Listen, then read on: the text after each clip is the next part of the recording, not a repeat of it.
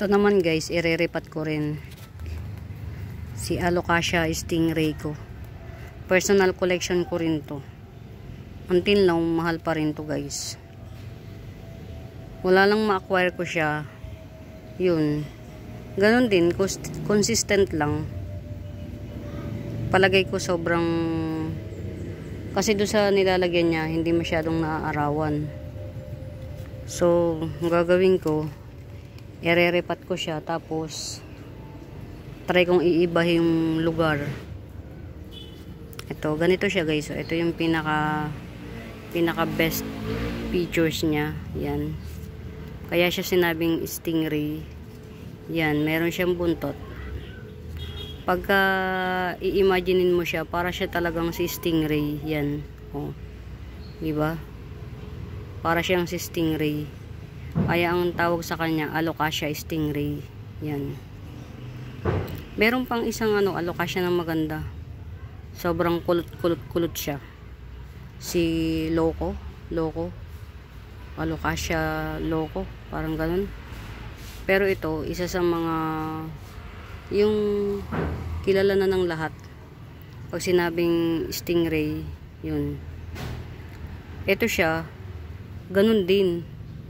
5 hanggang 5 lang yung dahon niya. Ito, 1, 2, 3. Tas ito, yan, nagiging ganito siya, oh. Yan, nagwa white.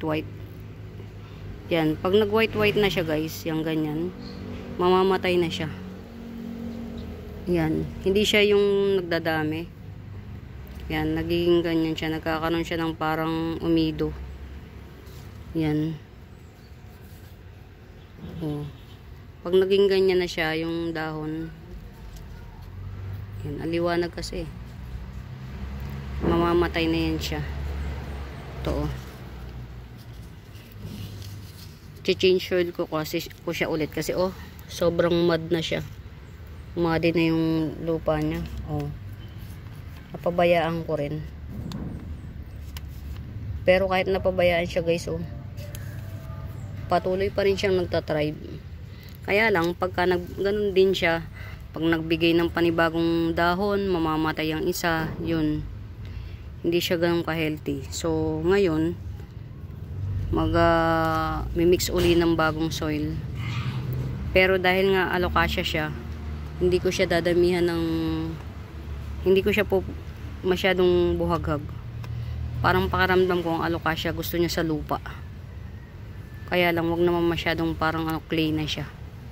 Yan, repat ko siya ulit. Si Alocasia stingray, yan. Mga collection ko.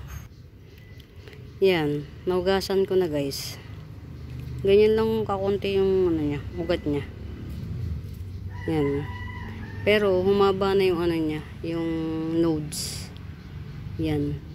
Palagay ko meron akong pwedeng kaya siyang mapropa. Yan o, yung ilalim na yan. Try ko. Ito. Yan. Yung parang na yan. Pwede siyang ipropa. Kasi marami na yung ugat niya eh. Kaya pala hindi siya masyadong dumadami guys. Yan o. Kukunti kasi yung ugat niya. O diba? Yan. O. Pag hindi ka masyadong mapagmatsyag sa halaman, hindi mo siya, at saka yung soil mix ganun. Yan. Ireripat ko na siya guys. Kaya lang kukunin ko to. Yan yung bulb. Yan. Yan na guys. Nakuha ko na yung bulb. Ito. Parang 1/2 inch pa siya. Tapos ito na yung pinagputulan. Yan. Yan.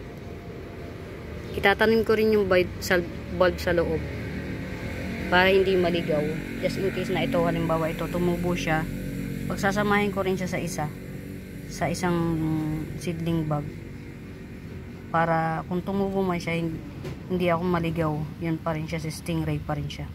So hopefully ito, tumubo siya. Yan.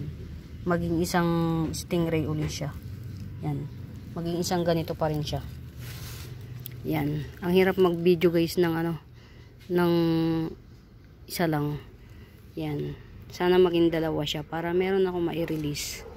Meron ako mai-share sa mga kapwa ko plantita. Yan. Tanim ko muna guys. Yan. Okay na guys. Naitanim ko na. Dahil sobrang gumaan yung lupa. Yan. Hindi ko na tinupi yung seedling bag niya. Diyan ko na rin isinama yung isang bulb. Hopefully maging isang ganito pa siya. Sana. Kasi magsimula nung binili ko siya, hindi ko pa siya na propa at all. Parang hinihintay ko pa lang siyang lumaki. Tapos hindi ko naman alam kung corns ba to o ano.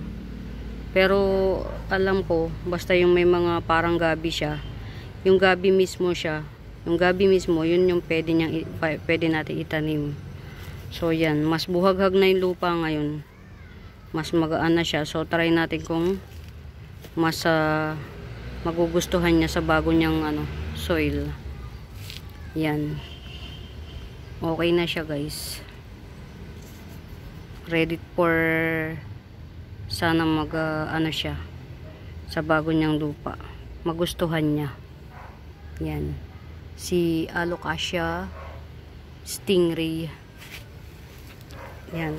Malaki na rin siya kaya ang hirap na niyang sama yung buong Bali yung healthy niya na dahon 3 lang. 1, 2, 3. Itong dalawa na to paano na siya.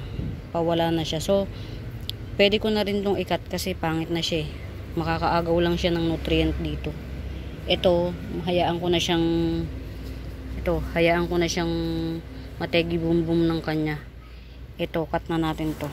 Ito, kasi pangit naman. Cut na natin siya. Tsaka siya yung pinaka oldest leaf eh. So, yan. Para hindi na siya makaagaw ng ng nutrients. Yan. Okay na siya guys. Sana magustuhan niya sa bagong potting mix niya. Hindi masyadong clay, buhaghag. Pero hindi rin naman masyadong buhaghag. Yan, sakto lang.